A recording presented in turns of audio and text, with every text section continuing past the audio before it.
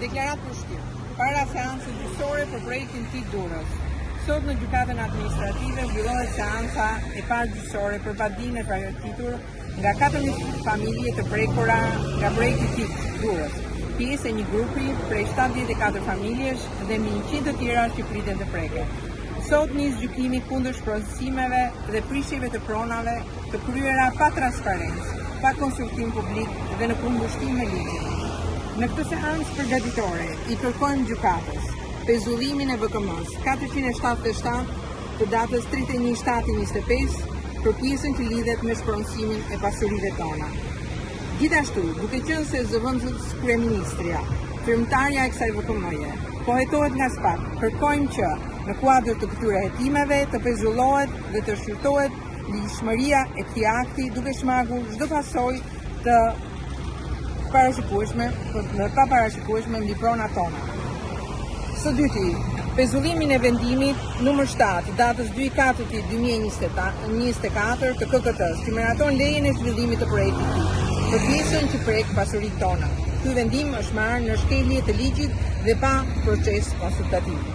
Së treti, marrjen e masës së sigurimit të provës për kryerjen e një ekspertize të pavarur inxhinierike, arkitektonike dhe arkeologjike për objektet specifike të përfshira në projekt me qëllim verifikimin e të gjitha detajeve teknike të lidhura me to.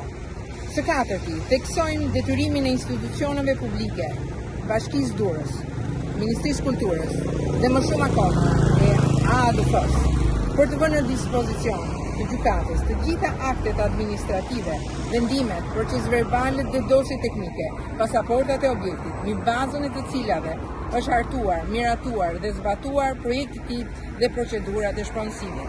Shkeljet ligjore që lidhen në këtë proces janë: pra, gjatë procesit të hartimit dhe aprovimit të projekteve ka pasur shkelje ligjore të lidhura me ligjin 8561 të 1999-s, që ka lidhje me shpronësimet, VKM 169/2020 që përcakton procedurën, përmbajtjen dhe detyrimet për konsultim publik në planet e menaxhimit në zonat kulturore, ligjin 107/2014 për planifikimin e territorit dhe ndryshimet përkatëse, rregulloren e planifikimit të territorit, ligjin për 10.440, ligjin numër 10/440 i 2011-s për vlerësimin e mjedis dhe për informimin e publikut në hartimin e projekteve mjedisore.